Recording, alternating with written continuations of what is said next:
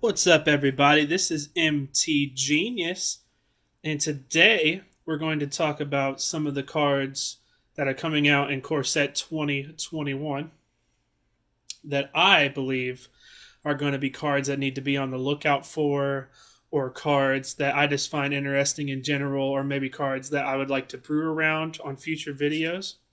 So, to jump right into it, we're going to start out with Rewind. It's 2 and 2 blue for an instant, counter target spell, and then untap 4 lands. Bonkers, right? I mean, I know that a 4 mana counter spell is not very good, but one that is free, it's pretty broken. Next up, we have Bolt Hound, which is 2 and a red for a 2/2 elemental dog that has haste. Whenever Bolt Hound attacks, other creatures you control get +1/+0 until end of turn. So kind of like a battle cry effect. Mono red is going to love this card. Already with the Heraldic Banner, they got the +1 ability to do that. And it's also a 3 mana cost, so Obosh decks would love this card as well, and it just pumps your whole team. It gets everything going whenever it attacks, so I think red is going to definitely love the Bolt Hound. Next up, we have Unleash Fury, which is 1 in a red for an instant, double the power of target creature until end of turn. Again, I think red decks are going to love this. It gives you kind of like the Embercleave effect, but not as much mana, and obviously it's not actually double strike, it just doubles the power. But if you have an Annex that is a 6/3 and it gets unblocked, or if you have, a Robber of the Rich that has a couple, the Heraldic Banner or some other form of pump on it, and then you double it again, it's going to be insane.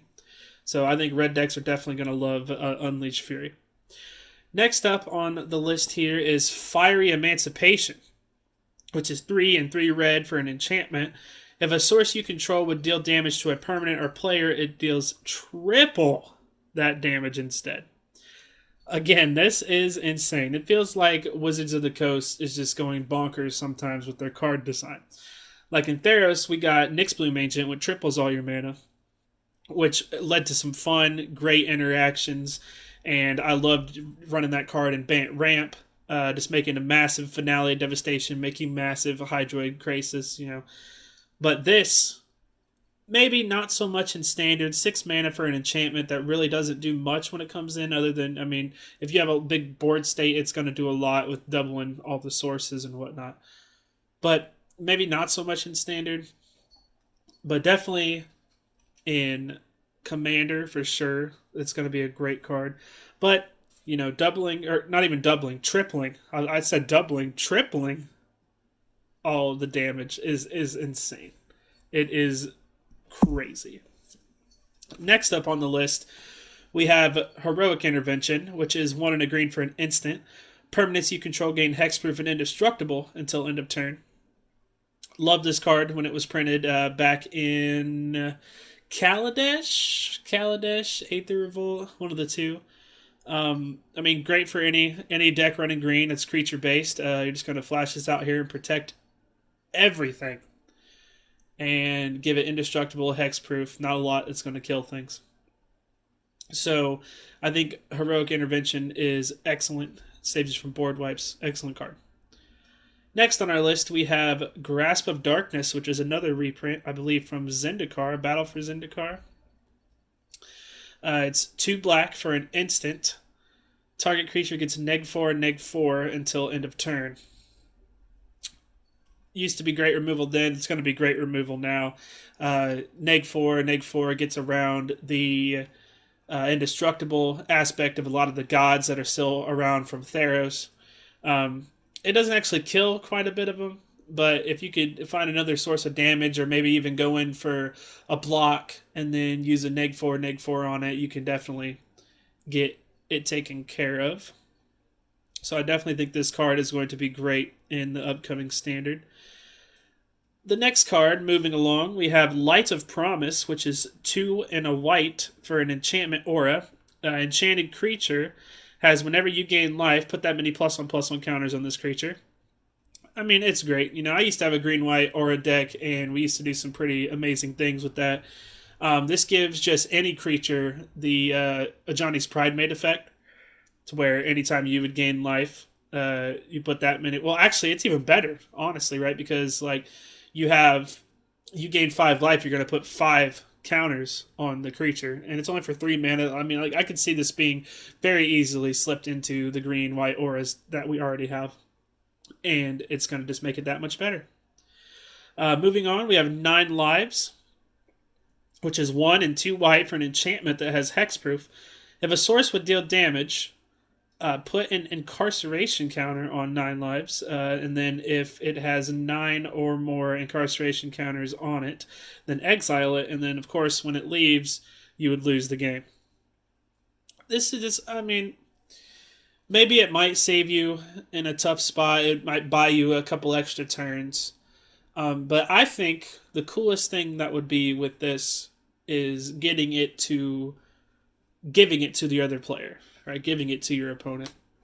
And what I mean by that is like role reversal or cards that are like that you can switch, like get it up to 7 or 8 counters and then switch it to your opponent, swing in, or maybe use a shock or just any sort of damage, and it would leave, and of course they would lose the game.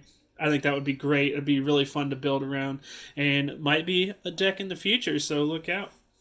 Moving along here, we have Discontinuity, which is 3 and 3 blue for an instant.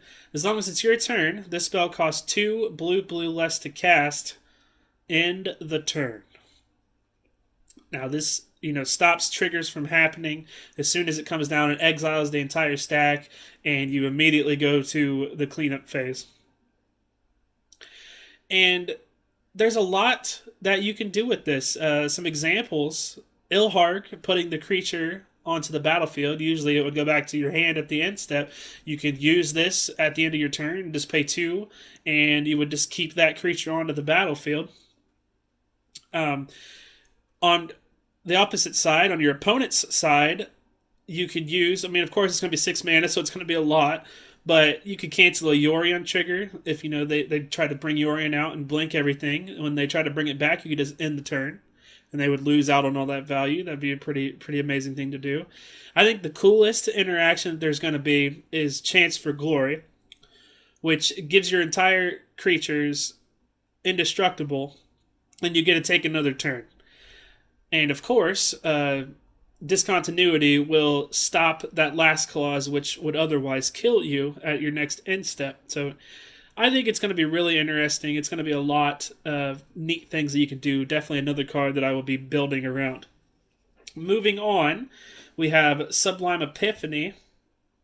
It is 4 blue for an instant. Choose 1 or more. You can counter a spell. You can counter activated or triggered ability.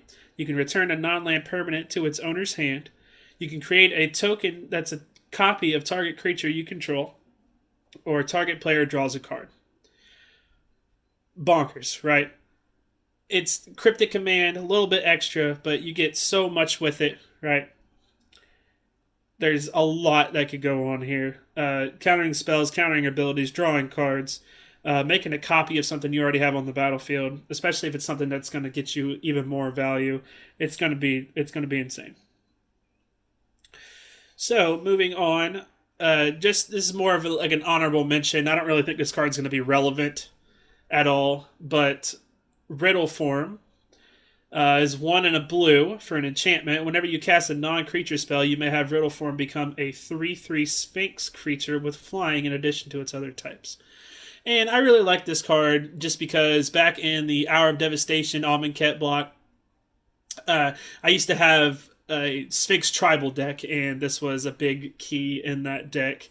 Of course, being a Sphinx, and you would have, all the effects that would, give it +1/+1. And I had, Unesh and the Glyph Keeper and all these Sphinx, and it was awesome.